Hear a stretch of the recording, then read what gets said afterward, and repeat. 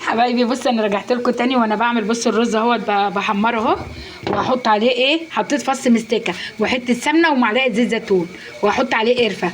ماشي، الرز هحط عليه قرفه. ماشي يا حبايب قلبي اهو. وبصوا الفراخ بقت جميله ازاي لما تبلتها.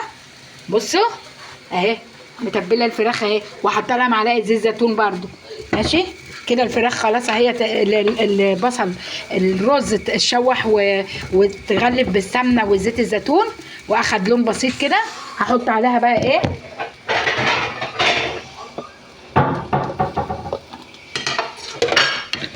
بصوا يا حبايبي حطيت عليها ايه البصل اهو. بصوا البصل اهو على الرز. البصل بقيت اللي انا متبله بيه ده حطيته هنا على الرز اهو. البصل عليه قرف بتاع ده جنزبيل بودره، وعليه دبس رمان، وعليه ملح وفلفل وبهارات فراخ. البصل ماشي يا حبايب قلبي. هشوح كده شويه وبعدين احط عليه كوبايه ميه. ماشي، يلا سلام عليكم.